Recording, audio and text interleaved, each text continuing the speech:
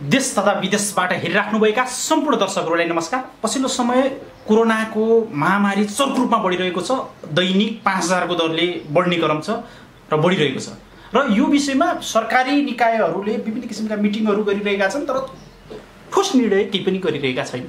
यो विषयमा विशेष बहस गर्नलाई हाम्रो साथमा हुनुहुन्छ डाक्टर नन्दप्रसाद काप्रे, हाम्रो नेपाल हामी नेपाली अभियानका प्रवक्ता हुनुहुन्छ। हजुरलाई स्वागत छ सर। धन्यवाद। यो पछिल्लो समय जुन कोरोनाको महामारी बढिरहेको छ, यसमा सरकारले गरेको यो निर्णयहरूमा कतिको सन्तुष्ट हुन्छ? विशेषतः तपाईले यो अहिले पेन्डेमिकको रूपमा फैलिरहेको कोभिड-19 कोरोना भाइरस हजुर अहिले विश्वभरि नै फैलिरहेको छ। विश्व जगत नै आक्रान्त बनाएको छ।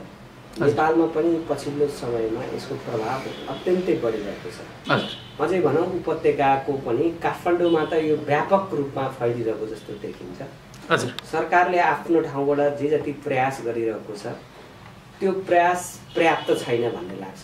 यो मानेमा पर्याप्त छैन भन्ने लाग्छ कि कोरोना भाइरस नियन्त्रणका लागि नागरिकलाई सुसूचित गर्ने, एवार गर्ने, नागरिकहरूलाई कोरोनाको विषयमा सचेत गराउने सकभर हुँदासम्म अति आवश्यक काम भन्दा बाहेक नागरिकलाई ननिस्कनको निम्ति वातावरण सिर्जना गर्ने। यसको लागि सरकारले भनेर मात्रै हुँदैन। र सरकारले के गर्नुपर्छ भन्ने मलाई लाग्छ। अहिले सरकारी निकायबाट भनिरहेछ नि सर, हामीले लकडाउन गर्यौँ, सही ठाउँमा गर्यौँ, सही तरिकाले नियन्त्रण गर्यौँ भन्ने किसिमको अभिव्यक्ति आइरहेछ। भन्दैछु हजुर, हिजोका दिनमा यो सरकारले भनेको कुरा, हिजो तपाईलाई म जानकारी गराउँ, नेपालगञ्जको जोगमनी नाकामा पहिलो पटक कुनै एउटा नागरिकलाई आरडिटी पोजिटिभ आयो। काठमाडौँ शहरमा तपाईहरूले पनि सायद देख्नुभयो, नदेखे भने अनुभूत गर्नुभयो। मिडियाकर्मी साथीहरूलाई झन् थाहा नहुने कुरै भएन।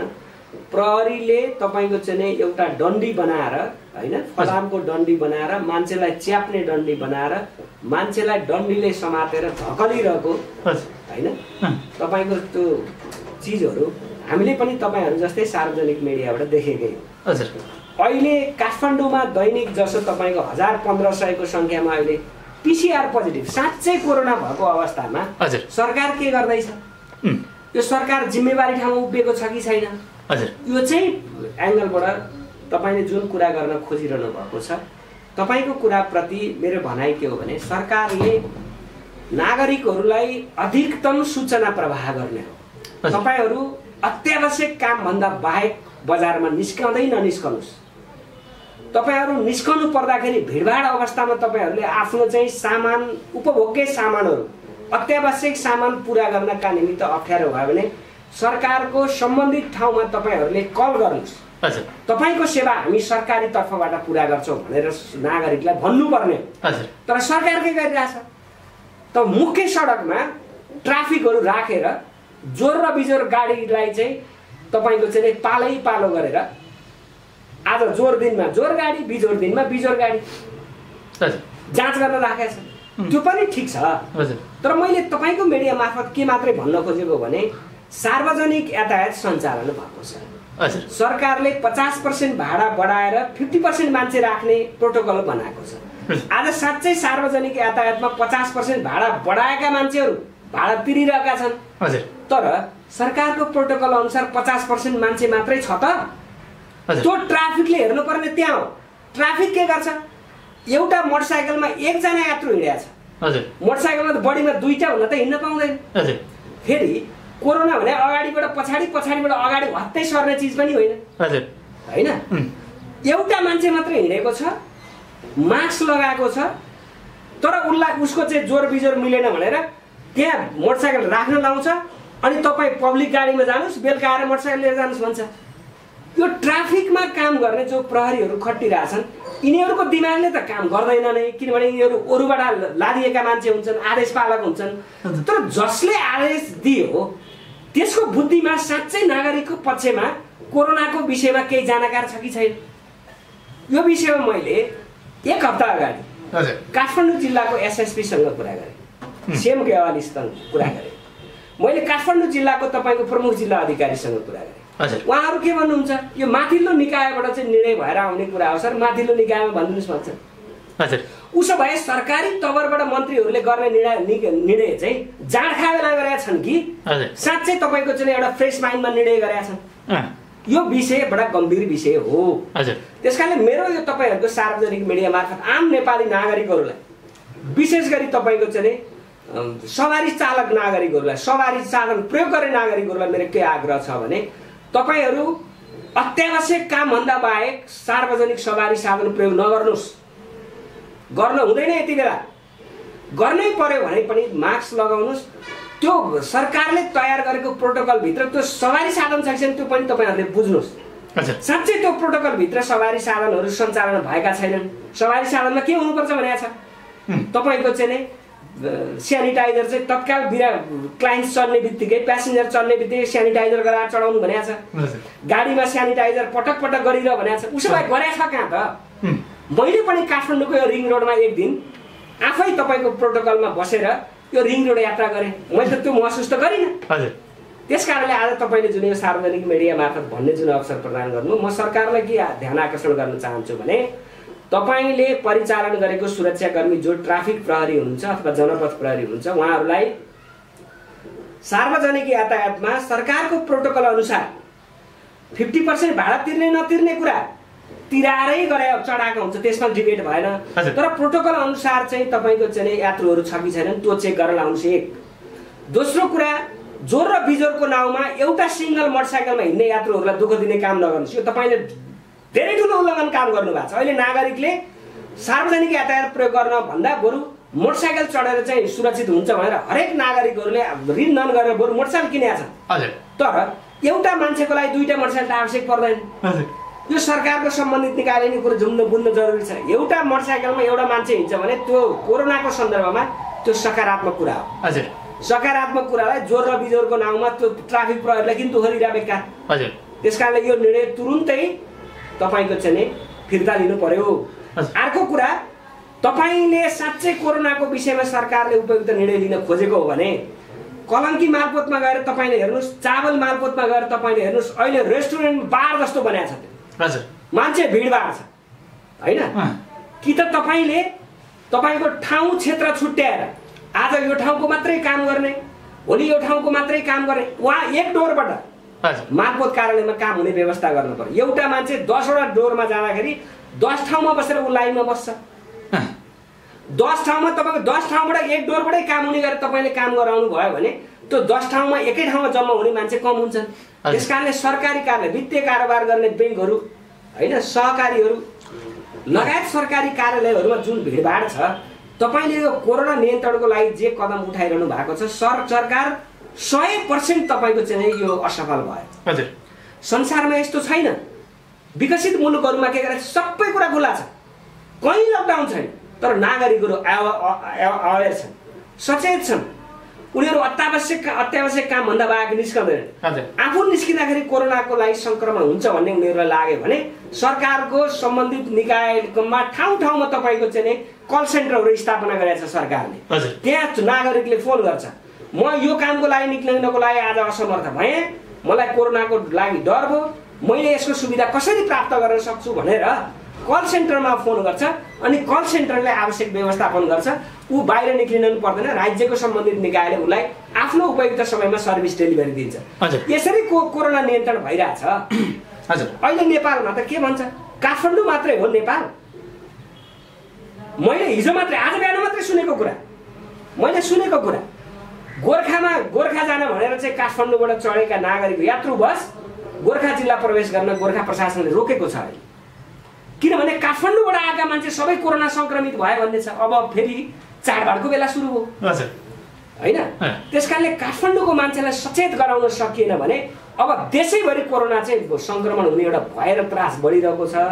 सरकारले यसलाई आफूले व्यवस्थापकीय पक्षमा बढी ध्यान दिनको लागि म आग्रह गर्न चाहन्छु। नागरिकको असुविधा के छ त्यो सरकारले तत्काल सुन्नु पर्यो अनि त्यसलाई सम्बोधन गर्नका निमित्त सरकारले एउटा रुल बनाएर अगाडि बढ्नु पर्यो। त्यो चाहिँ आफ्नै संयन्त्र मार्फत सम्भव छ भने त्यो गर्न पर्यो। भएन भने नागरिकहरूलाई अपिल गरेर भने पनि त्यसलाई सहज वातावरण बनाउनको निमित्त सरकारले एउटा तुरुन्तै कदम चालेन भने नेपाल भयो हुने एउटा स्थिति भयो। यो दुःखद कुरा। हजुर, सरले अघि नै भन्नुभयो एउटा सरकारी यो सवारी साधनहरूमा जुन यो काठमाडौँ भ्यालीमा मात्रै नभएर बाहिर जाने भ्यालीभन्दा बाहिर निस्किने अहिले दसैँ तिहारमा त्यो गाडीहरूमा 50% बढी भाडा लिइरहेको छ, जुन गुनासो आएको है, मलाई प्रत्यक्ष रूपमा आएको। तर त्यसमा सिट अनुसार मान्छे टन्न छ।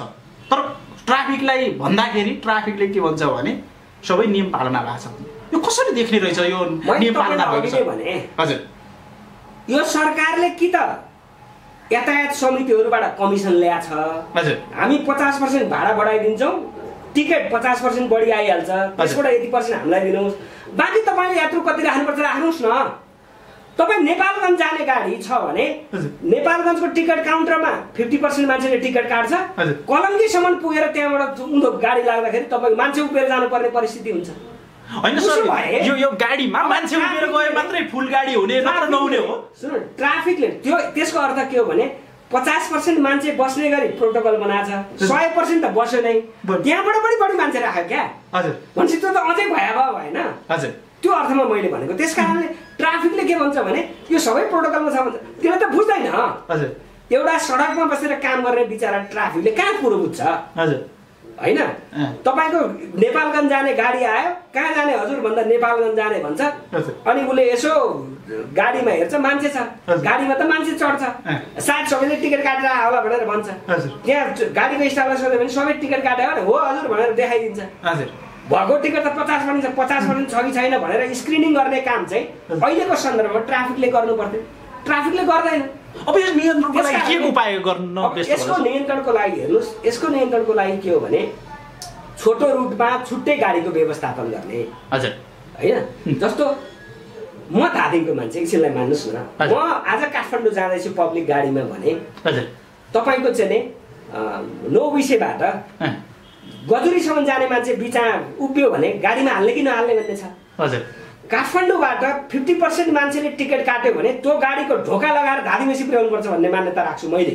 सरकारको प्रोटोकल त्यही हो। हजुर, उसो भए बिचको मान्छेलाई के गर्ने? बिचमा पनि छुट्टै गाडीको व्यवस्था गर्ने। हजुर, त्यो राज्यले गर्न सक्छ चाह्यो भने, किन नसक्ने? गाडी कम छ, तपाईँको चाहिँ सञ्चालनमा भएका गाडीभन्दा भोल्टेजमा बस्ने गाडीहरू 75% बढी छन् अहिले देशभरि।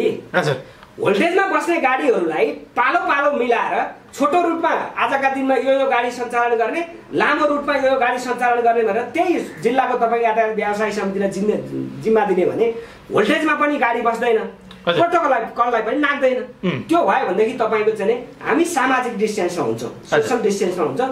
सोसल डिस्टेन्समा हुँदाखेरि जति कोरोना सङ्क्रमण हुने चान्स बढी हुन्छ त्यो चाहिँ कम हुन्छ। फेरि सोसल डिस्टेन्समा बस्दैमा कोरोनै सर्दैन भन्ने यो चाहिँ सत्य कुरा होइन। फेरि हजुर, कोरोना भने चाहिँ मैले बुझ्दाखेरि, म आफू पनि मेडिकल पर्सन भएका कारणले मैले बुझ्दाखेरि के हो भने तपाईँको चाहिँ 350 माइक्रोनको सबैभन्दा सानो अत्यन्त सूक्ष्म कीटाणु हामीले बोल्दा पनि हावामा निस्कन्छ, हावामा उडिरहेको हुन्छ।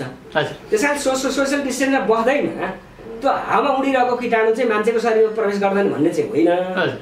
तर उपयुक्त तपाईँको मास्क प्रयोग गर्ने, होइन, उपयुक्त स्यानिटाइजर प्रयोग गर्ने, गाडीलाई चाहिँ तपाईँको चाहिँ सञ्चालनको अवधिमा आउने बित्तिकै तपाईँको चाहिँ स्टोरिलाइज गर्ने, स्यानिटाइज गर्ने भन्नुहोस् न, होइन, निर्मलीकरण गर्ने गरेर जाने हो भने केही हदसम्म सुरक्षित हुन सक्छ भन्ने हो। तर मुख्य कुरा चाहिँ अत्यावश्यक कामभन्दा बाहेक, अनावश्यक कामभन्दा बाहेक घरबाट ननिस्कनु नै कोरोनाबाट जोगिने सबैभन्दा प्रभावकारी बाटो। हजुर, हिजो अस्ति नै स्वास्थ्य मन्त्रीको एउटा अभिव्यक्ति आयो न्युज 24 सिधा कुरा जनतासँग आयो। उहाँमा भन्नुभएको छ कि अब 1 गतेबाट सम्भवतः लकडाउन गर्ने भन्ने किसिमको निर्णय हुँदैछ। यो लकडाउन नै समाधान हो त सर? यो के हो? तपाईँले स्वास्थ्य मन्त्रीको कुरा गर्नुभयो। हिजो मात्रै मैले न्युज 24 मा हेरेको, होइन, न्युजमा हेरेको, परराष्ट्र मन्त्री प्रदीप गेवालीले लकडाउन गर्ने कुनै त्यस्तो तयारी गरिएको छैन भनेर। यो लकडाउन के को लागि गर्ने? नेपाल सरकारलाई म आग्रह गर्न चाहन्छु। हिजो तपाईँको प्रधानमन्त्रीले तपाईँको चाहिँ नागरिकहरूलाई बेसार पानी खाऊ भन्ने कुरालाई लिएर सारा मान्छेले उडाए। म त प्रधानमन्त्रीको त्यो एउटा चाहिँ सूक्ष्म अभिव्यक्तिप्रति सम्मान प्रकट गर्न चाहन्छु। अहिले गुर्जोको कुरा चलेको छ, तपाईँको चाहिँ तातो पानीको कुरा चलेको छ, बेसार पानी खाने कुरा चलेको छ, तपाईँ कागती पानी खाने भन्ने कुरा चलेको छ। यो सकारात्मक कुरा हो। अत्यन्तै सकारात्मक कुरा। तपाईँले लकडाउन गरेर कोरोना संक्रमण नियन्त्रण हुने भए अहिले काठमाडौँमा 1500 किन बढ्यो? हजुर। तपाईँले अहिले यो लकडाउन खोलेको चाहिँ राज्यमा राजस्व सिद्धिएर चाहिँ अब आफ्नो घरको भात भान्सा चल्ने भएन भनेर हो? त्यो त होइन। हजुर। हिजो तपाईँको चाहिँ नेपालगञ्जमा एकजनालाई आरडिटी पोजिटिभ हुँदाखेरि काठमाडौँमा मान्छे गोल्न लगाउने पनि यही सरकार। हजुर। आज तपाईँको उपत्यकामा 1500 प्लस मान्छे चाहिँ पिसिआर पोजिटिभ हुँदाखेरि हजुर चुप लाएर बस्ने भने यही सरकार। अब चाहिँ तिमीले लकडाउन गरेर कति सङ्क्रमण घट्छ?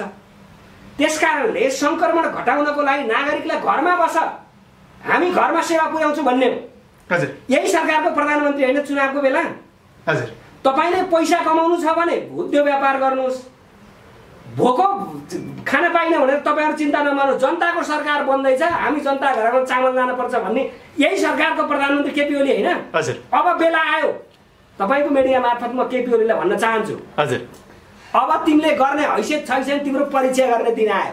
हजुर। अब नागरिकलाई चामल पुर्याऊ। साँच्चै कोभिडबाट नागरिक बचाउनु छ भने नागरिकको तपाईँको दैनिक जीवनयापन गर्ने चिज के हो? चामल हो, ग्यास हो, तरकारी हो। ल तरकारी पनि तिमीले दिन सकेनौ, ठिक छ, दाल त दिन पर्यो होला नि त। दाल र भात ग्यास भयो भने नागरिक बाँच्छन्। यो तयार गर्नका निम्ति तिम्रो स्टोरमा कति छ खाद्यान्नको सामान? सरकारले अब स्टोर चेक गर्न पर्यो। काठमाडौँ उप देशभरिका ठुला सहरहरूमा खाद्यान्न स्टोर भण्डारण कति छ त्यो हेर्न पर्यो। अनि सरकारले आफ्नो कदम अगाडि बढाउनु पर्यो, न कि लकडाउन गरेर नागरिकको घरमा चामल भएन भने तिम्रो लकडाउन नागरिकले पर्खिन्छ। हिजो पर्खे तिम्रा मातहतका कर्मचारीहरू दिनदिनै पिसिआर टेस्ट गर्नलाई भ्याउने सक्ने, आज नागरिकहरूको पिसिआर टेस्ट गर्यौ। अनि सर यो पछिल्लो समय यस कारणले यो सबै कुरालाई व्यवस्थापन गर्ने भने चाहिँ के हो भने सरकारको ध्यान छ भने, बुद्धि छ भने, साँच्चै सरकारको दिमागमा नागरिक प्रति एउटा जिम्मेवारी छ भने, प्रधानमन्त्री नागरिक प्रति सचेत हो भने म तपाईँहरूको लोकप्रिय मिडिया मार्फत आग्रह गर्न चाहन्छु, आम नागरिकहरूलाई घरमा बस भन्नुहोस्। हामी अत्यावश्यक सामानहरू तिम्रो घरमा पुर्याउँछौ भनेर कार्ययोजना बनाएर नागरिकहरूलाई आश्वस्त हुने गरी तपाईँले वातावरण बनाउनुहोस्। कोही पनि मान्छे घरबाट निक्लिँदैन। एक महिना त्यो गरौँ त, मान्छे कोरोना कम्प्लिट हुन्छ, एक महिनामा कम्प्लिट हुन्छ। अब हामी 2 वर्ष 3 वर्षको जाने हो कि भनेर आक्रान्त अवस्थामा बसेका छौँ। त्यसकारणले म सरकारलाई सचेत गराउन चाहन्छु, सुझाउन चाहन्छु, आग्रह गर्न। हजुरले एउटा जिम्मेवारीको कुरा गर्नुभयो, मन्त्री परिषदका ठुल्ठुला मान्छेहरूलाई अहिले कोरोना देखिरहेछ, प्रधानमन्त्रीकै वरिपरिको मान्छेहरूलाई पनि कोरोना देखिरहेछ। यसले सरकार कतिको जिम्मेवारी छ भन्ने प्रमाणित गर्दैन र भने त्यहाँ सरकारमै बसेका मान्छेहरूमा कोरोना देखिन्छ भने सर्वसाधारणमा के एउटा कुरामा के जानकारी गर्नु, लापरवाही भने यही हो। लापरवाही भनेकै यही हो, व्यवस्थापन गर्न सकेन भनेकै यही हो। हजुर। अब सरकारको ठुल्ठुलो निकायहरूमा अहिले देशमा एउटा जानकारी गरौँ, अहिले देशैभरि नेपाली कांग्रेस र नेपाल कम्युनिस्ट पार्टी नेकपा डबल देशैभरि कार्यकर्ता प्रवेश गराउने दौडमा कुदिरहेछन्। त्यहाँ सांसद पनि पुगेका छन्, मन्त्री पनि पुगेका छन्। यिनीहरूले नागरिकलाई कोरोना सार्ने काम गरेका छन्। अहिले तिम्रो पार्टी प्रवेश गराउने बेला हो, राजनीतिक सभा सम्मेलन गर्ने बेला हो, नागरिकलाई बचाउने बेला हो। नागरिकलाई खाद्यान्न आपूर्ति छैन भने खाद्यान्न पुर्याउने हो। ग्यास गाउँमा त ग्यास चाहिँदैन, ग्यास त तपाईँको चाहिँ सहरी क्षेत्रमा मात्रै चाहिने हो। उसलाई आगो बाल्न पर्यो, ग्यास पुर्याउने हो। हिजो यही सरकारका प्रधानमन्त्री होइन चुनावको बेला घर घरमा ग्यासको पाइप पुर्याउँछु भन्ने, अब तिमीले कर्म गर्ने बेला आयो, काम गर्ने बेला आयो। खोइ त त्यसकारणले यो सरकारले खालि बकमबुसी कुरा गरेर, उल्लु कुरा गरेर, हावादारी कुरा गरेर नागरिकहरूलाई झुक्क्याएर भोट मात्रै लिने अनि सरकारमा गएपछि चुप लाएर बस्ने, नागरिकप्रति जिम्मेवारी हुनु पर्दैन। सरकार भने नागरिकको अभिभावक, 3 करोड नेपालीको अभिभावक हो प्रधानमन्त्री केपी ओली। उसले ठट्टा गर्ने बेला हो, उसले जोक गर्ने बेला हो, उसले कर्म गर्ने बेला हो। अहिले विषम परिस्थितिमा विषम खाले निर्णय गर्न सकेर चाहिँ विषमतालाई चाहिँ नियन्त्रण गर्न सक्नु, सहजता निर्माण गर्न सक्नु चाहिँ सरकारको दायित्व हो। त्यसलाई मात्रै सफल सरकार भनिन्छ। अहिले ओखानको टुक्का भनेर यो र त्यो नाउँमा हामी सफल भयौँ भनेर भन्न मिल्छ? सरकारप्रति हेर्नु, म त व्यक्तिगत रूपमा धेरै आशावादी छैन। मैले तपाईँको सार्वजनिक मिडिया मार्फत धेरैपल्ट भने यो सरकार कुरा धेरै गर्छ, काम पटक्कै गर्दैन होइन। यो नागरिकप्रति उत्तरदायी छैन, यो चाहिँ आफ्नो कार्यकर्ताप्रति, आफ्नो आसेपासेप्रति अलिअलि उत्तरदायी छ। अहिले पनि आसेपासे कार्यकर्ताहरूले भन्न थालेका छन् सरकारले राम्रो काम गरेन, उनीहरूले पनि भन्न थालेका छन्। अब बिस्तारै बिस्तारै यही सरकारलाई भोट हाल्ने भोटर मतदाताहरू पनि अहिले अपोजिसनमा उभिन थालेका छन्। त्यसकारणले म के आग्रह गर्न चाहन्छु भने परिस्थिति धेरै बिग्रिसकेका छैन, अझै धेरै बिग्रियो भने यो सरकार त हेर्नुहोस्, सरकार असफल भएर केही फरक पर्छ, राष्ट्र असफल भयो भने के हुन्छ? यो सरकार असफल, केपी ओली सरकार असफल भयो, भोलि माधव नेपाल आउला, माधव नेपाल असफल भयो शेरबहादुर आउला, शेरबहादुर, रामबहादुर, हरिबहादुर को आउँछन्, आउनु त केही भएन, राष्ट्र असफल भयो भने के हुन्छ? अहिले हाम्रो राष्ट्रको तपाईँको अर्थतन्त्र कहाँ पुगेको छ? कर्मचारीहरू, तपाईँलाई एउटा तपाईँको मिडिया मार्फत म आग्रह गर्न चाहन्छु, विश्वमा नो वर्क नो पे, संसारमा कामको पैसा तिर्ने हो, देशभरिका नागरिकहरू बिचरा खान नपाएर चाहिँ भौतारिएर सडकमा आएको कुरालाई चाहिँ उसले लकडाउनको नाउँमा चाहिँ दमन गर्छ। अनि काम नगरेका कर्मचारीहरूलाई तलब दिने, तलब खाएका कर्मचारीहरूले ठुलो कुरा गर्ने, काम नगरिकन तलब खाने अनि ठुलो कुरा गर्ने, नागरिकहरूले जुट्टा हाल्लान्। त्यसकारणले काम नगरेका मान्छेहरूलाई सुविधा दिने होइन, काम गर्नेहरूलाई सुविधा दिने हो। म त आग्रह गर्न चाहन्छु, आम देशभरिका कर्मचारीहरू टन्न खाने, काम गरेका छैनन्, टन्न तलब, सेवा सुविधा भत्ता सब ल्याएको छन्। कोरोनाको नाउँमा, अनुगमन गर्ने नाउँमा भत्ता ल्याएको छन् यिनीहरू। कहिलेको कमजोर तपाईँको चाहिँ कटौती भएको छैन, नागरिकहरूको सबै सुविधा कटौती गर्ने, नागरिकहरूले कर तिर्नलाई कहीँ कटौती भएको छ? नागरिकहरूले थप सुविधा केही प्राप्त गरे? अनि यो सरकारी निकायमा एउटा सरकारी निकायमा अहिले चलिरहेको ट्रेन्ड के छ भने 1-2 दिन अगाडि कोरोना देखाउने, 2-4 दिनमा ठिक भयो भनेर घर पठाउने, यो कस्तो ट्रेन्ड हो? यो माथिल्लो स्तरकै ट्रेन्ड भइरहेछ, अलि मन्त्री स्तरकै ट्रेन्ड, यो कस्तो खालको? एउटा गजबको कुरा के हो भने हेर्नुहोस्, यो कोरोनाको विषयमा पिसिआर टेस्ट गरिसकेपछि, मैले जब पिसिआर टेस्टको लागि स्वाद दिइसकेपछि दिएकै दिनबाट म आइसोलेसनमा या क्वारेन्टाइनमा बस्नुपर्छ। हाम्रो नर्मल्ली 48 घण्टापछि बल्ल बल्ल रिपोर्ट दिन्छ सम्बन्धित निकायले, छिटो दियो भने 24 घण्टाभित्रमा दिन्छ। 24 घण्टाभित्रमा उसले 4वटा तपाईँको आमसभा गरेर सम्बोधन गरेर फर्किया हुन्छ, सारा कार्यकर्ताको बिचमा गएर चाहिँ अङ्कमाल गरेर फर्किया हुन्छ। अनि उसको पिसिआर पोजिटिभ भइसकेपछि फेरि उसले सामाजिक सञ्जालमा के लेख्छ भने मलाई पिसिआर पोजिटिभ भएको कारणले म चाहिँ आइसोलेसनमा बसेँ, मसित सम्पर्कमा रहने साथीहरू सचेत अपनाउनु होला भनेर तपाईँको फेसबुक सामाजिक सञ्जालमा स्ट्याटस लेख्छ, ट्विटरमा स्ट्याटस लेख्छ। यस्ता गैर जिम्मेवार काम गर्ने यिनीहरूलाई पनि फेरि जिम्मेवार नागरिक भन्न मिल्छ? त्यसकारणले मेरो आग्रह के हो भने पिसिआर टेस्ट गरिसकेपछि ऊ त्यति बेलैबाट क्वारेन्टाइनमा बस्नु पर्यो, नेगेटिभ आयो ऊ फ्री भयो, पोजिटिभ आयो भने ऊ आइसोलेसनमा जानु पर्यो अथवा क्वारेन्टाइनमा बस्नु पर्यो, र उसलाई आइसोलेसन या क्वारेन्टाइनबाट बाहिर पठाउँदै रहँदाखेरि फेरि पिसिआर टेस्टको रिपोर्ट पोजिटिभ भयो भने राख्नु पर्यो, नेगेटिभ भयो भने मात्रै फिर्ता पठाउनु पर्यो। सरकारको सम्बन्धित निकाय के भन्छ, उसको चाहिँ लक्षणहरू देखिएन त्यस कारणले पठा भन्छ। यस्तो गैर जिम्मेवार कुरा गर्ने, कुनै कुरा गर्ने? कोरोना भाइरस लागेपछि लक्षणै नदेखिकन थाहै नपाइकन पनि निको हुन्छ। त्यो मान्छेको फिजिकल तपाईँको फिटनेसको कारणले पनि त्यसलाई प्रभाव पार्छ होइन, उसको शरीरमा चाहिँ कुनै कारणले छिटोभन्दा छिटो तपाईँको एन्टिबडी उत्पादन भएका कारणले पनि लक्षण नदेखिन सक्छ। आजको दिनमा जति मान्छे नेपालमा निको भएर गए, क्वारेन्टाइनमा बसेर निको भएर निक्ल्यो भनिएको छ, आइसोलेसनमा बसेर निको भएर निक्ल्यो भनेको छ, थोरै उपचार गरेर निको भयो, त्यहाँ बसेर के गर्छ? लाखौँको बिल त आइरहेछ नि। क्वारेन्टाइनमा के गर्छ थाहा छ? हजुर, क्वारेन्टाइनमा बिहान सबेरै उठ्ने बित्तिकै प्रत्येक क्वारेन्टाइनमा बस्ने नागरिकलाई, बिरामी भनौँ न, बिरामीलाई 1 गिलास तपाईँको चाहिँ नि बेसार पानी खुवाइन्छ। हजुर, कुरा बुझ्नु भयो नि के? बिहान र बेलुका खाना दिइन्छ। हजुर, सामान्य खाना दिइन्छ, नर्मल सामान्य खाना दिइन्छ। हजुर, त्यो भित्र कोरोना संक्रमित व्यक्तिलाई फलफुलको कुरा, ब्यालेन्स डाइटको कुरा छोडिदिनुहोस्। हजुर, त्यसपछि दिउँसो फेरि त्यसरी नै बेसार पानी खुवाइन्छ। हजुर, 1 डोज सिटामल खुवाइन्छ, अरू अन्य लक्षणहरू देखियो भने के अरू अन्य औषधि पनि खुवाइन्छ। हजुर, तर 1 डोज सिटामल निरन्तर खुवाइन्छ, त्यसपछि दिनको 3 पल्ट बेसार पानी खुवाइन्छ, अनि उसलाई त्यहाँ चाहिँ 14-15 दिन राखेर जाऊ भनिन्छ। अनि पिसिआर टेस्ट गरिन्छ। अहिले हस्पिटलहरुमा यसरी हुन्छ। अहिले नागरिकहरूले लाखौँको बिल तिरिरहेछन् नि सर, कोरोनाको नाममा उपचार भयो भन्ने नाममा लाखौँको बिल त तिरिरहेछन् नि त। यही हो तपाईहरुले हामीले कुरा गर्ने। अहिले सरकारको सम्बन्धित निकायमा टेस्ट गर्दा पैसा लाग्दैन। हजुर, तर सरकारले के गर्यो? प्राइभेट तपाईँको चाहिँ हस्पिटलहरूलाई पनि अनुमति दियो, पैसा लि भनेर अनुमति दियो। यो सरकारले 50% भन्दा बढी कमिसन खान्छ।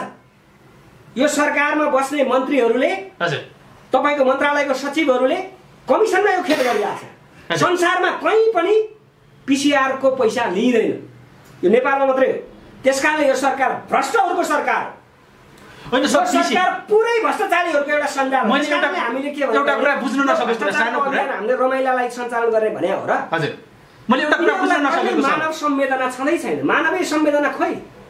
हजुर, एउटा घरमा एउटा नागरिक चाहिँ मानव 10 जनाको परिवार छ, कम्तीमा 5 जना परिवार त छ नेपालमा। हजुर, 5 जनाको परिवार छ। एउटा मान्छेलाई परिवारमा शङ्का लाएर PCR टेस्ट गर्न पर्यो भने 4 जनाको पनि मन मान्दैन नि। हजुर, 2000 लिन्छ हो। हजुर, सामान्य तल्लो श्रेणीमा 2000 लिन्छ भनेपछि 5 जनाको गर्दाखेरि 10,000 परेन।